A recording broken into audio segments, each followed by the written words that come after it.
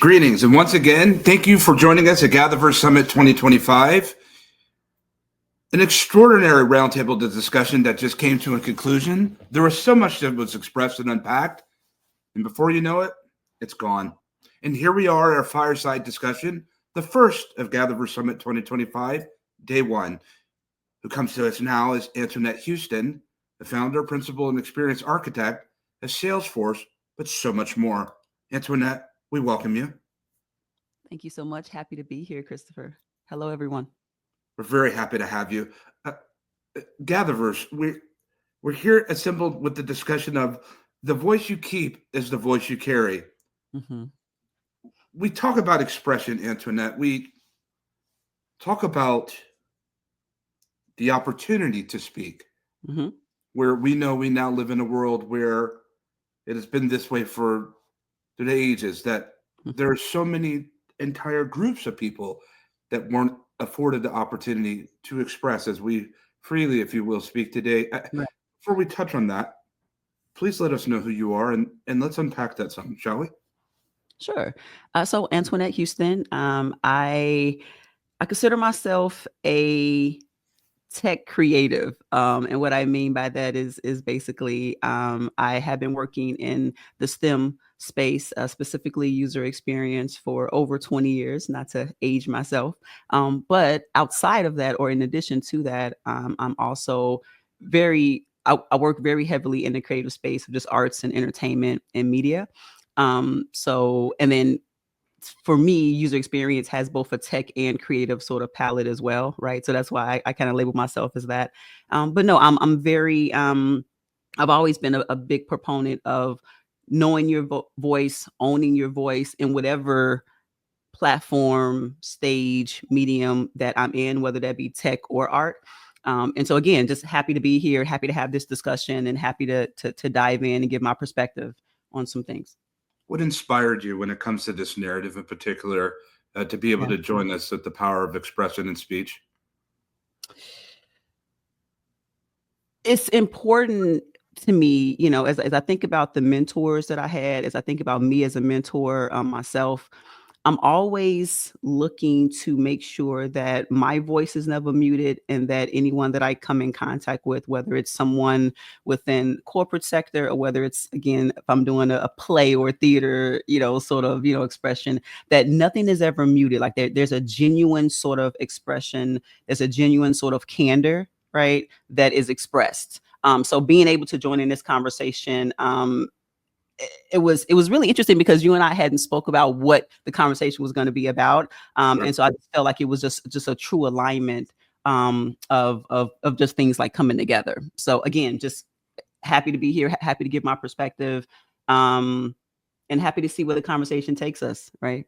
Yeah, Yeah. let's take it there. Let's kind of go off the planet for a moment. I think about at a time where we're talking to machines more than we have ever before, and I Yeah. think about that. There's a new race, if you will, that has entered the narrative and discussions. A new race that's capable of in concatenative and parametric synthesis when it comes to artificially intelligent speech audience. Sure. And when I think about the preservation and the need to be able to extend human communication and peer-to-peer as we yet sit today. Hmm. Jeanette, you as a musician, as a creative, as an Yeah. artist, as a technologist, what have you come to appreciate with the power of expression and the voice, and why is it so important, especially down in this particular time where there are many people, as we said already before, that are living in this world now whose civil liberties, if you will, don't afford them to be able to have the opportunity to carry the mic. And so when we have that mic, what is it that we're carrying in terms of the responsibility and the opportunity? I think the responsibility is one, we have to make sure that we're very clear as to how we're defining what our voice is, right? And being able to then recognize said voice. So I feel as though it comes from the baggage that we carry through our experiences. But let me just explain baggage, right? 'Cause I think sometimes baggage gets a gets a Yeah, bad rap. can It's we not. It's quantify that for a second? That took a heavy it's turn. not. It's, right, right. But and here's the thing, like baggage is not necessarily negative, right? As we soon as we come into this world, right? As we Sure. grow, as we get older, as we experience, baggage is going to come with us in terms of the experiences that we are a part of, right? This could be good baggage, right? We are who we are when we are. So I feel like when to know your voice means that you have to be able to, if I'm coming into a space, if I'm coming into a space, again, whether that's a corporate boardroom or whether that's a theater stage, I'm coming with everything that I've experienced up until that point. And I'm trying to hopefully express it in a way that's genuine and authentic, right? The panel before this spoke about storytelling, right? And the value of being able to express. And a lot of times, even if I don't necessarily leave that situation with knowing all the facts that were expressed, I'm probably going to leave with a feeling, right? A feeling to do some sort of action. Right.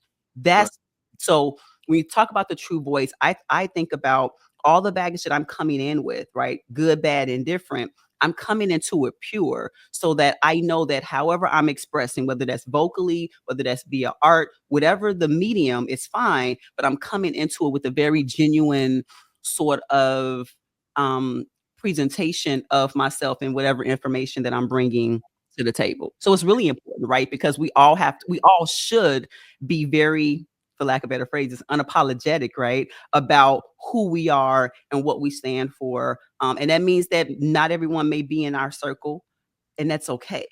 So that's why I just kind of wanted to define baggage because I hear a lot of times when people hear that, they think it's like, oh, woe is me. No, we all have to understand that our experiences may be different or they may be similar, but let's just talk about it and let's be honest and authentic with that conversation. And I think that, and thank you for sharing that, because I Yeah. think it really, and I don't think, I know that it lends to the importance, right? The Mhm. inherent importance of you use the word authenticity, Sure. of carrying our authentic expression because of the inherent culture that we have. Mhm. Why would we want to represent anything else but who it is that Yeah. we've come to be and what we've collected along the way to be able to share with others so that we can equally contribute to a narrative and biodiversity? We talk about Absolutely. sharing space, right? But Mhm. do we want to be appear in homogeneity when it comes to the evolution of scalability Yeah. itself? And so I think that carrying that authentic voice, if you will, allows us, it enables not empowerment for our own expression, but moreover for the benefit of others to be able to partake of and just to be able to share just a little bit of our experiences and the cultural centricity that we have inherited really since birth. What are your thoughts on that? And that plus one that, but then being comfortable with that, right? I mean, a lot of times, and I'm sure you've probably heard it in your experience, but just that phrase imposter syndrome, right? Sure. There's so many different spaces that I know people that I know have walked into, even myself earlier on in my career, of like, do I belong here? And I think that no one can answer questions like that but ourselves. So there's a level of comfortability that I think that we all have to have when we are expressing, when we are voicing, right? Because if when that happens, right? Not if, when that happens, no one else can defute that. If I'm living in my truth, right? Sure. If I'm living in even if the environment is different, right? I'll give you an example. I've worked in corporate for since I started my career. I've always worked in corporate America. Right. And there's certain spaces in corporate where initially it was like, okay, do I want to speak up? Right. Whatever that speak up may be. It may be speaking up in a meeting, or it just may be a particular presentation or something that I'm providing to a client. But it's like, do I want to speak up for what is right in this situation? Right. How does that look? Right. Am I in a point where my voice is does it have the right authority, right? To even, right? Because if you're talking about something and you don't have the authority to talk about it, then it's like, well, what do we do? You're going to lose your audience. You're going to lose any sort of credibility you have. But if I have the authority, if I have the years of experience, right? But also have my own like opinion and my own, again, baggage that I brought to the table, right? My own experiences and degrees and all of these things, right? A Sure. lot of times we mute ourselves is what I'm Mhm. trying to say. So when you talk about that imposter syndrome, a lot of times we come in because of fear, because we're not comfortable, because Right. of uncertainty, because I Right. can't lose this job, because whatever, Right. right? And so if we keep doing that, we as in society, Mm. if we keep doing that, Mm. I feel like, especially with AI and all these things, we're going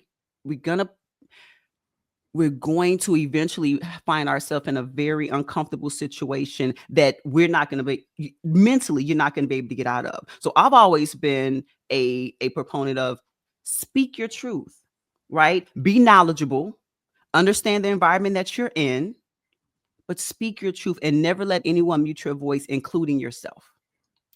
And feel comfortable doing it, right? Because you mentioned the sense of belonging, right? I mean, this Absolutely. we quell the fire of expression because oftentimes we find ourselves in an environment or in conditions in situations where we don't feel a sense of belonging. And Right. when we're in that situation, it can lead to imposter syndrome. It can Yeah. lead to self-limiting beliefs. Yes. And it makes us, instead of fortifying ourselves with transparency and vulnerability, Hmm. we become completely resilient to the environment and not want to be open and expressing to it because we feel as if there are no people that want to inherit what it is that we have to share. I mean, who Right. wants to share in an environment where no one wants to listen?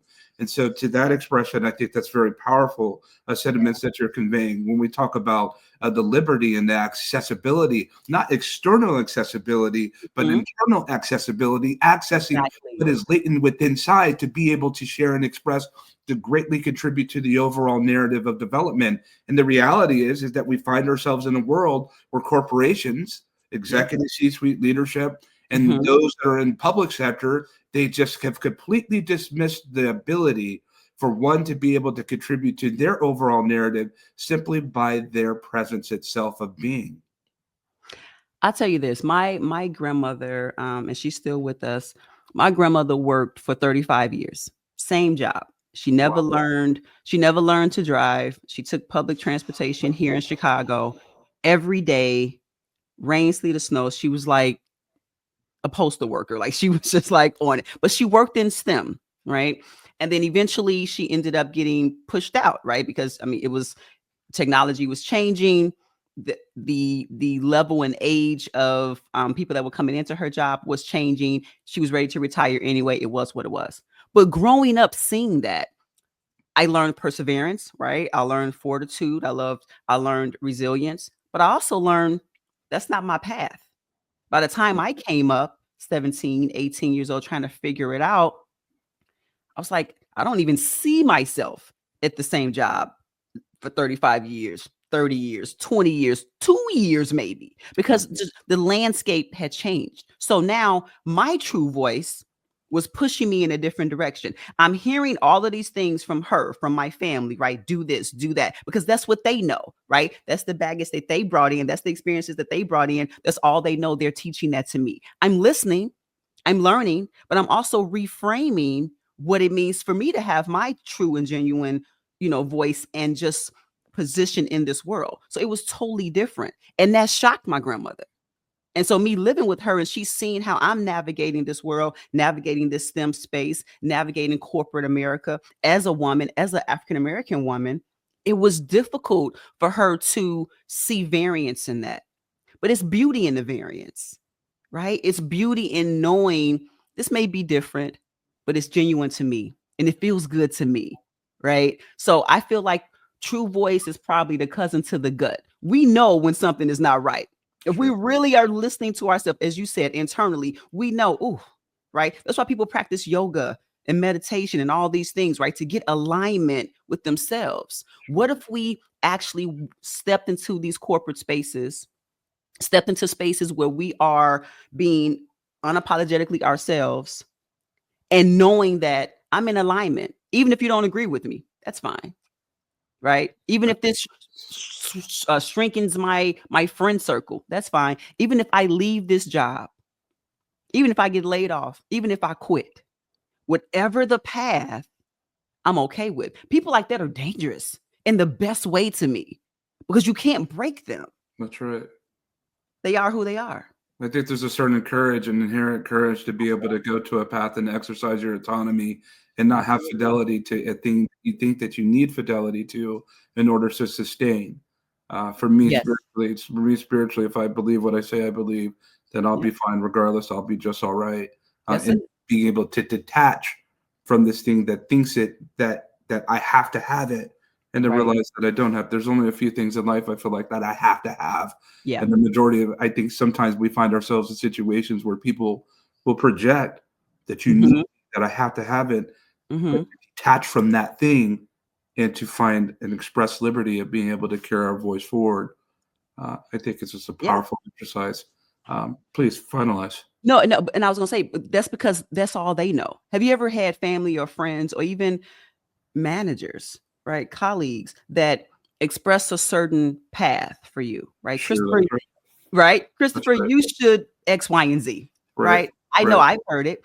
And some of those things, when I've heard along the way, they totally didn't align with I'm like, that's not what I want to do, right? And so Right. now it's like, am I gonna be genuine enough and honest enough with that person or with those people to say, I hear you, I thank you, but that's okay? Or not. And even if I do that, am I okay with still saying even all the things that I'm hearing, if they don't 100% align with what I feel is really whatever that path is, being okay with that too. I'm so okay with being uncomfortable. I'm so okay with change. I'm so okay with who I am, regardless of what happens. That didn't happen today. That happened through the course of living and learning and growing and pivoting and shifting and realizing that trust is a hell of a drug. Mm. And I'm all for it because I know that I trust myself. I know that I believe in God. Even if you don't, I believe in something bigger than myself, Mm. right? And if I believe in whatever that thing is, I believe in that, in the strength of humanity, in the strength of my alignment. And so as long as I'm walking in that, if I'm at a job 20 years or 2 days, it's okay with my soul. If I have a huge friend group or just one bestie, that's fine as well, right? Because I know and I feel that that's just what my alignment brings. I think that's what true voice is. I think as we talk about true, we have to put the words authentic in, we have to put the words genuine in, we have to put the words trust in. And when you do that, I don't know about you, but it feels good with me. Like whatever option, whatever step, whatever path, it's going to be okay. My two takeaways from what we're sitting here, because as Yep. quick as it came, as quick as it goes. I know. One, everyone has a role to play, and they must be allowed to play them. Yes. Two, um, people will project their fears onto you of what they Mhm. can't do, Mhm. and just because they can't do it doesn't mean that we can't. So I appreciate what you just broke down with us, Antoinette. I Thank hope you. that we're afforded to be able to have you again with us at GatherVerse, to Absolutely. be able to assemble with us. You're doing incredible things. Audience, follow this woman, this leader, and what she's doing. Break it Thank you. down with her, connect with her on LinkedIn, dial in, and break that bread. And so we really appreciate you joining us with us, Antoinette. I really appreciate if I could just say one other thing for like 15 Sure. seconds. This is something that I always like to leave with if it's okay. Yeah. I am a fraction of we, Hmm. but that she be me, and I'm beautiful. The black on my back reflects how suitable.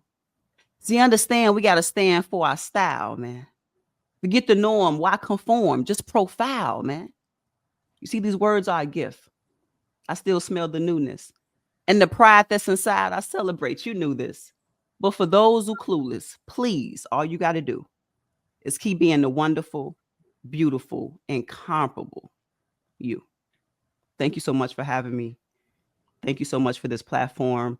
Thank you so much, GatherVerse, for just the conversations that you bring on a global level. This is amazing. And I am grateful for this opportunity. I appreciate it. Shout out to Antoinette Houston, GatherVerse. Prepare for the next roundtable. Our gather was well. May our gather be well. Take care.